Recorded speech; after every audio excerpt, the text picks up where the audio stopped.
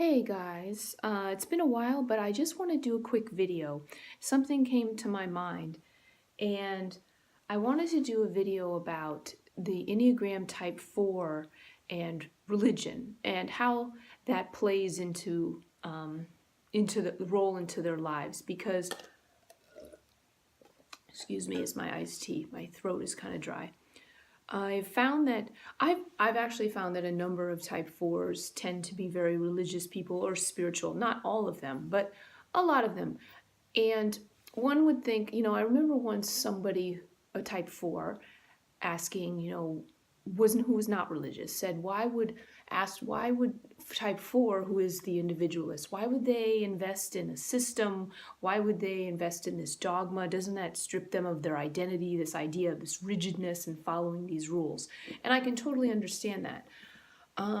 But my thoughts on the issue were that when I have read religious writers who are type 4s, I have always noticed, their feelings of defectiveness, and I think they embrace this idea of religion to maybe cure them of that feeling of defectiveness. Now, I can't speak for everyone who is religious, obviously. I'm just making my opinion, and I'm not trying to offend anybody with this, but before I even knew the Enneagram, I was actually working on a novel where I wrote about the character was a Catholic nun. And I was reading Thomas Merton, who, as you know, is a Trappist monk. And I've been reading a lot of his books the past few years. Like, I have read probably now close to 20 of his books. Not everything, but quite a bit. I have quite a big Thomas Merton library. And the reason for that was, even before I knew about the Enneagram, there were things he said in it that I was like, man, I feel like I totally related to what this guy was saying. I mean, this Trappist monk, why would I relate to so much what he's saying?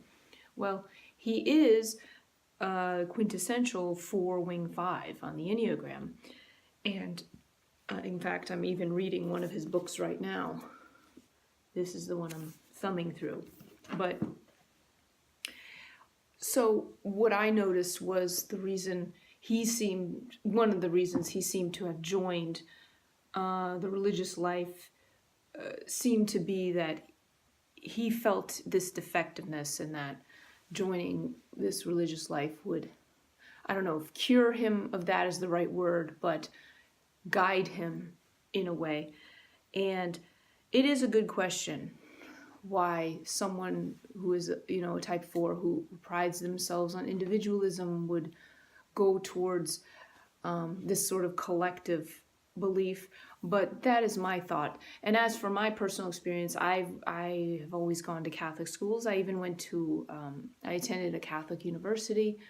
And so it's always sort of been a part of me, and I've gone through these cycles where I've been really rebellious and then more accepting, and then now I'm probably on the more accepting level. I actually find a degree of peace in it, and I can respect people who, if this is what they believe and this is what brings them peace, I can respect that. It's sort of, in a sense, the closest thing, I guess, to living to something higher than yourself. Rather than making everything about yourself, you're thinking, what can it be? What's higher than me? And for some people, this is God. Some people, this is just insight or creativity. And I actually have a little piece I wrote on YouTube about this somewhat, and I'm addressing Merton in this piece, and I will link to it in this video. And that's from this novel I wrote from the point of view of this Catholic nun. And the speaker in this piece is the Catholic nun herself. And she expounds on this. But also, another point I wanted to mention is that with Merton being a 4 wing 5, he was very prolific. He has many, many books that he's written. And in a discussion or a presentation that Richard Rohr gave on the type 4, which I'll also link to. He mentions Merton, and he talks about all these books about Merton, how he bridges the mind and the heart. And when you bridge these two together, you get a very special thing. And he mentions that, Merton had all these books, but he also had that 3-wing. And so initially, before I knew a lot about the Enneagram, this is one of the things that made me think I was, a 4-wing 3, was the fact that I am prolific. But after learning, I realized that no, I'm actually a 4-wing 5. Actually, if I was a 4-wing 3, I'd probably be better at self-promotion, which I am not. But this made me think how 4s are people who have, I've said this before, as the Enneagram is a circle, you're going to have both. You're going to have the 4 with the 3-wing and the 5-wing, and both wings are there for you and their guidance. And while one falls heavier than the other, at least for me it does, because like I said, with me, sometimes I feel like I could read the type 5 and feel like, hey, that's me. I research things to death, and I love knowledge and learning as much as I can about interesting subjects. Like when I get onto a subject, I will try to learn everything I can about it. Were it not for the 4, I'd be like, oh, maybe I'm a 5. But no, unfortunately, I have all these emotions. I have so many feelings of shame and a lot of things that are in that social variant, that are embarrassing. And maybe I might talk about them in the future, but it's always embarrassing, I guess, to share all this.